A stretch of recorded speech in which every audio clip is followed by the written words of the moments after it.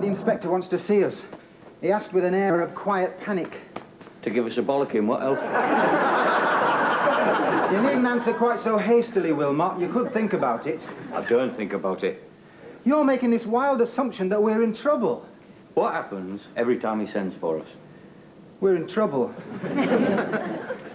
It's me, isn't it? Well, that is the line I shall tend to follow if pushed. It was him, I shall say. Don't, you'll believe it. He thinks I'm not cut out for this job, just because his thighs are bigger than my chest. Everybody's thighs are bigger than your chest. Doesn't he know the world's changing? There's a new breed of policeman. Slim, well-read, attractive to old sailors. Hey. Why don't we get out of these working clothes, you and I, and we'll play some Rachmaninoff together, and I will take you to the limits of human experience. Drop dead, Wilmot.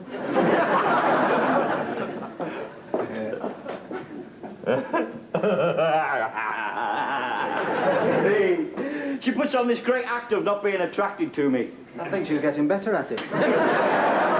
She gets flustered by the sheer sensuality of me. Yeah, you try too hard. And you will keep going for these spoiled, attractive birds instead of working your way up from something ugly. Superb women are there for the taking. Yeah, I like your spirit, Wilmot. Yeah.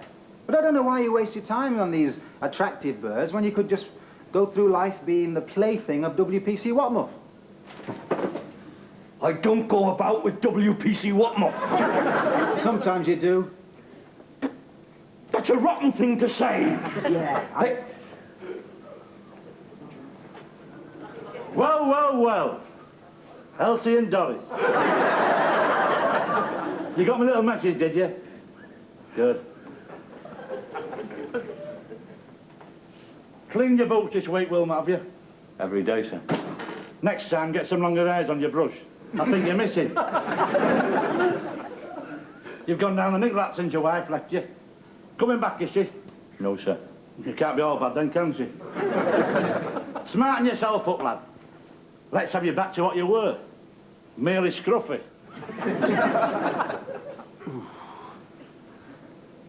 When I joined, police were big, strong and ugly. I'm not saying there wasn't a place for people like you, but it was in the chorus line, singing We'll Gather Lilacs. Right, I want you two round the amusements with these photographs of missing young persons.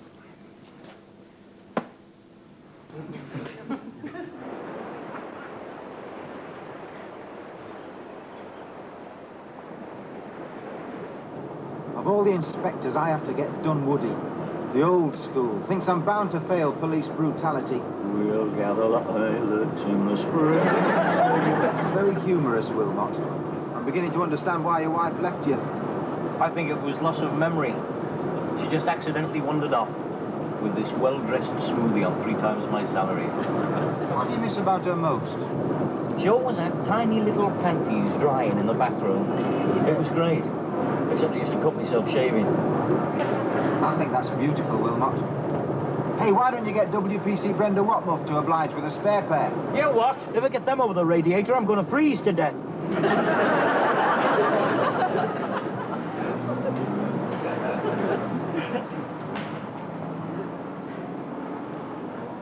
God, it's like finding your mother-in-law's sheriff.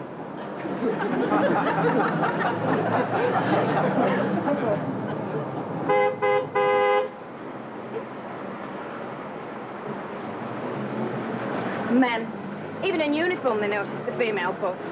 Some women wouldn't have it that way. But then, apart from in front of your chest, what other way can you have it?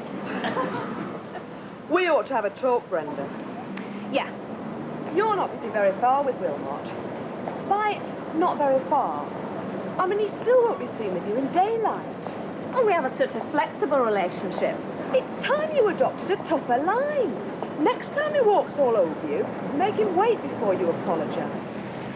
He calls me up when he's really low. And when he's tried every other number. Such old-fashioned charm. Do you think it's possible that when it comes to women, he's always been really low? Yeah.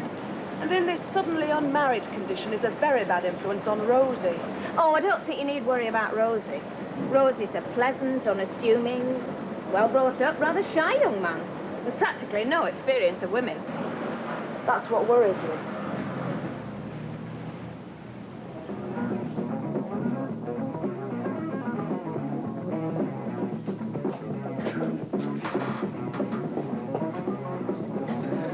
Hammer. Don't waste your time with the riffraff, Mr. Penrose. If you've any queries, come straight to the management. I want you to look at these photographs of young persons missing from home, please, Merv. If there's any way we of the management can help. Now, just study them carefully, Merv. Tell us if you've seen the girl or either of the two boys. No. No.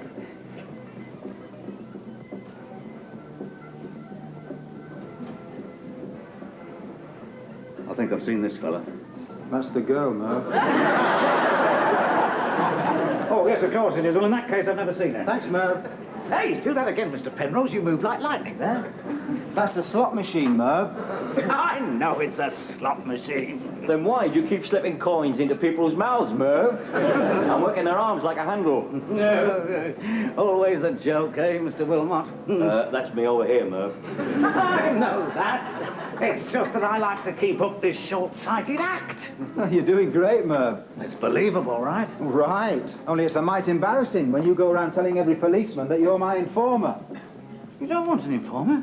Merv, the sharp eyes of the underworld, you are not. This is very hurtful professionally, Mr. Penrose. For me too, Merv.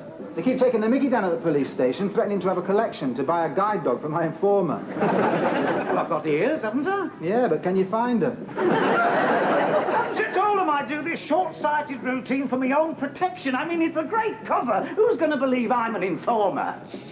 Who's going to believe I'm an informer? Can I ask you a question, Merv? Anything, go on, anything. If you really can see, why do you keep walking into the harbour? I guess I'm just a perfectionist, Mr. Penrose.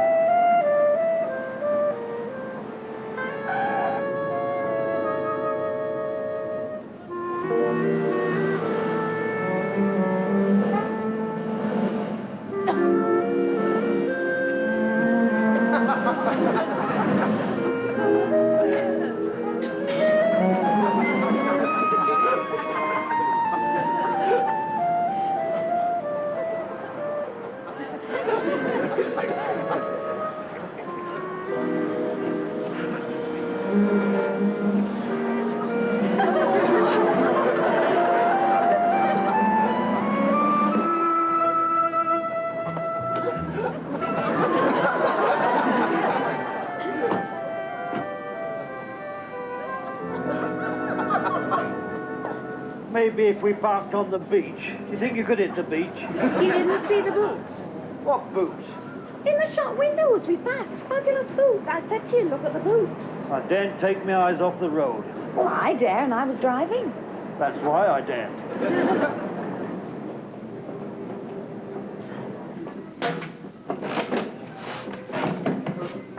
Oh! Did you see that? See what? See what? Down, Wilmot. This big Cyril's new wife. Don't hang around here in uniform, lads. How's it going then? Terrible. Can't get the right sort of help. Just going, boss.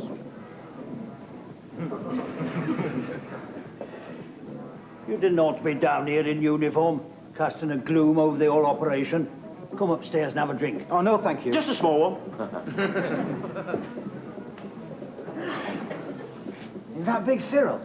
That is Big Cyril.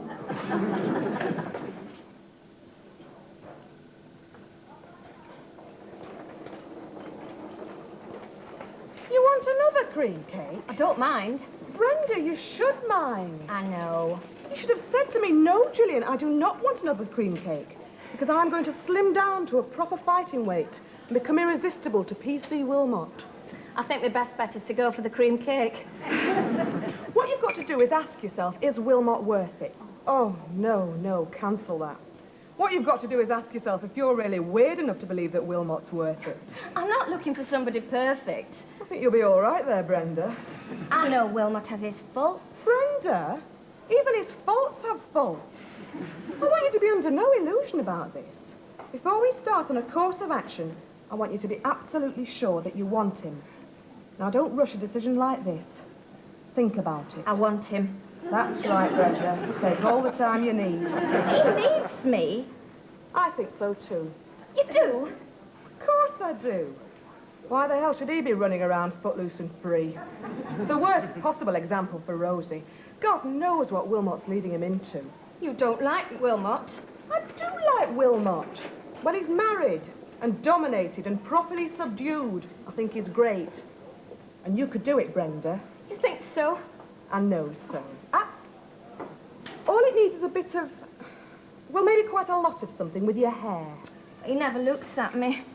Of course he looks at you. Well, when I say he never looks at me, I mean he looks at my knees. If we're going to transform me, maybe we should start there. But what the hell can you do with knees? He takes you out occasionally. He must look at you. What happens when you're saying goodnight? He closes his eyes. What people do when you're kissing. Who's kissing? He just waves.